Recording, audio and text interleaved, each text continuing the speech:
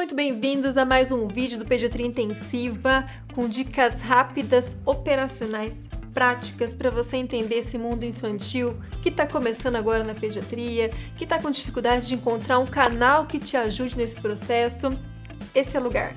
A gente tem não só o canal, como a gente tem a comunidade do PedInf, do PedIn, voltado tanto para enfermeiros quanto para médicos, em que há aulas específicas para esses profissionais. E hoje nosso vídeo rápido, prático, é sobre as diferenças, do sistema respiratório, tanto do ponto de vista anatômico e funcional da criança.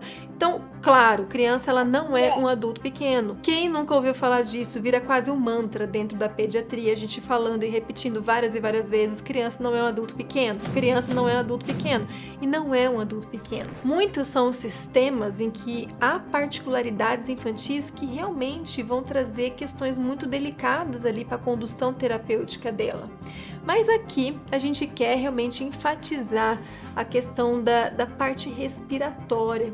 Quanto que a criança ela sofre, Sabemos que isso, sobretudo no intervalo ali da sazonalidade, que para nós aqui no Brasil acontece mais ou menos entre abril, até agosto, que a gente tem um período mais delicado do vírus sincicial respiratório, mas que sabemos o quanto pós-pandemia os vírus eles ficaram um pouco confusos, muito mais virulentos, muito mais agressivos, E claro também a vinda de bactérias que não são imunopreveníveis, não está dentro aí da cobertura dos nossos calendários a nível nacional na rede pública.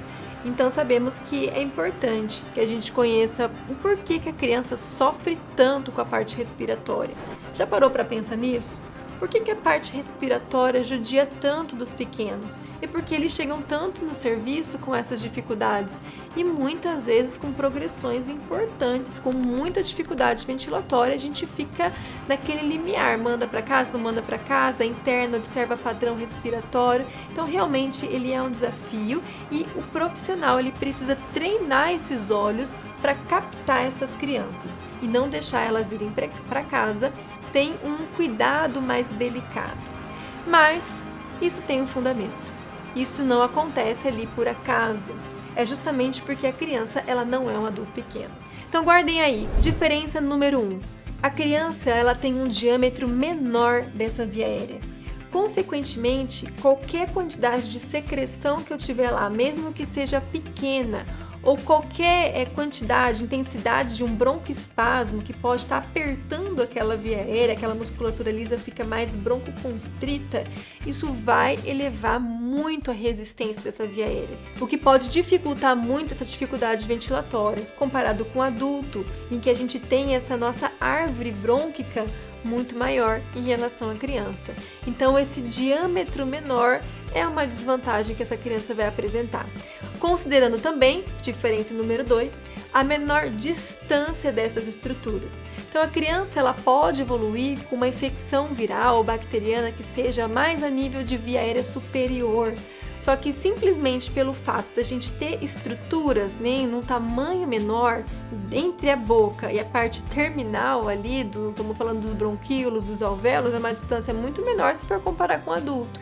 Então o risco de eu ter a progressão dessa infecção acaba sendo muito maior na criança. Considerando também que essa criança ela tem uma imunocompetência um pouco mais comprometida, Porque ela está em fase de desenvolver a sua imunidade. Então, primeiro, um menor diâmetro, segundo, uma distância menor. Então, eis aí algumas das desvantagens. Anotem aí a terceira. A língua da criança é uma língua grande, proporcional ali à sua cavidade oral. E essa língua grande, eu sempre brinco com os meus alunos, que a criança, ela é linguaruda, ela é cabeçuda e ela é catarrenta. Então ela tem uma língua maior, o que isso também pode causar uma obstrução dessa via aérea em caso de inconsciência, isso pode dificultar também o procedimento de intubação, dependendo da situação, se for necessidade, evoluir para uma assistência de uma obtenção de uma via aérea mais invasiva. Se associa então que a criança ela tem alguma síndrome específica, que também ela acaba tendo uma língua ainda maior, relacionado aí ao tamanho dela, então tudo isso vai dificultar essa parte ventilatória ali dela também, causando até algo mais obstrutivo a nível superior. cabeçuda. Por quê? Porque ela também tem, principalmente aí os lactentes, a região, né, focado os lactentes mais jovens, a região occipital muito proeminente. E o fato dela ter essa região occipital muito proeminente, isso pode, numa superfície plana, sem o auxílio de um coxim, fazer com que essa via aérea feche. Tá? E se ela fecha, justamente porque ela vai estar numa região plana, eu vou ter essa região occipital mais proeminente e ela vai acabar fechando, e isso vai causar também uma obstrução dessa via aérea.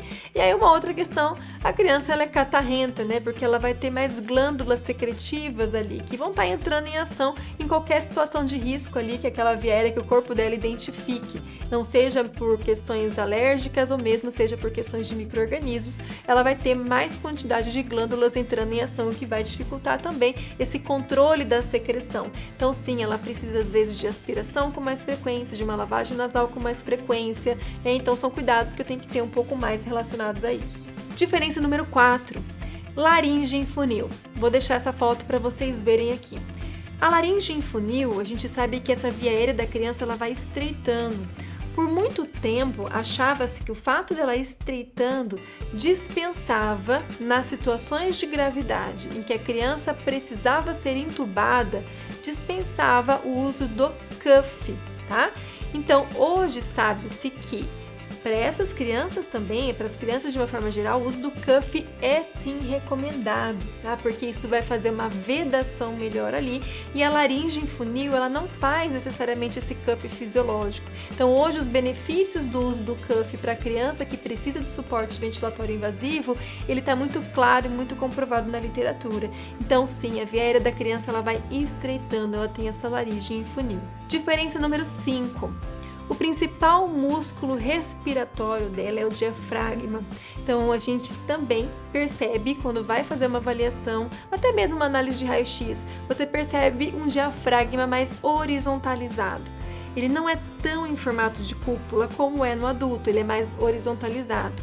Isso limita também as suas capacidades pulmonares, porque a contração dele faz com que essa área de entrada do ar fique mais limitada, relacionada ao adulto que tem uma capacidade de contração muito maior, justamente por essa posição ali do diafragma. Associa-se a isso a quantidade ali, né, os intercostais, os músculos intercostais menos desenvolvidos, portanto, menos ativos no processo da respiração. Então, a criança, ela usa muito diafragma e reto abdominal. Então, é uma respiração muito focada ali na região abdominal. Aí, conforme essa criança ela vai crescendo, essa respiração ela vai transicionando essa expansibilidade ali para o tórax. Então, sim, a criança ela vai ter um pouco mais de dificuldade. Além disso, a fibra muscular que compõe esses músculos são fibras musculares de contração e resposta rápida. Porém, o que a gente percebe? Que também é uma fibra muscular que ela cansa mais rápido. Ou seja, como a gente traz isso para uma aplicabilidade clínica? Se você vê uma criança com dificuldade ventilatória fazendo uso de musculatura acessória, ou você vendo lá batimentos de aletas nasais, ou mesmo uma gemência, retração de fúrculo, enfim, essa criança ela vai entrar num estado compensatório até que vai chegar um ponto que essa musculatura ela vai ficar fadigada. E quando isso acontece, consequentemente, ela vai reduzir a amplitude e a compensação respiratória dela, evoluindo de uma forma progressiva para a dispneia, uma parada respiratória, o que é mais temido, consequentemente, é isso, uma parada cardíaca, né? Que a gente sabe que a principal causa de parada cardíaca na criança é essa progressão que advém aí dessa hipoxigenação, né? Então, vem justamente dessa hipoxemia associada a uma dificuldade ventilatória. Dica número 6 e última dica por hoje: a criança ela tem menos conexões alvéolo com alvéolo e bronquíolo com alvéolo. Dá uma olhada nessa foto aqui. Essas conexões, de uma certa forma, permite que haja ventilações colaterais, o que é muito bom para otimizar algumas áreas ali que não estão bem perfundidas. Porém, como a criança ela nasce com um número baixo de alvéolos em relação ao adulto e ela vai ganhando formação de novos alvéolos conforme vai passando a infância, conforme essa criança ela vai chegando ali próximo dos 8 anos, que ela já vai ter essa vieira dela toda formada, então esses alvéolos vão surgindo e consequentemente essas conexões elas vão melhorando. Se você gostou dessas dicas, operacionalizou, fez você entender que criança realmente ela não é um adulto pequeno, estamos falando só aqui da parte ventilatória e olha, teria muito mais coisa para abordar com relação às particularidades fisiológicas e anatômicas do sistema respiratório infantil. Se você quer conhecer mais, tem uma aula só disso na nossa comunidade. Então vem assistir com a gente, vem estudar com a gente que a gente está esperando por você. Curte esse vídeo, encaminha para os colegas e até a próxima!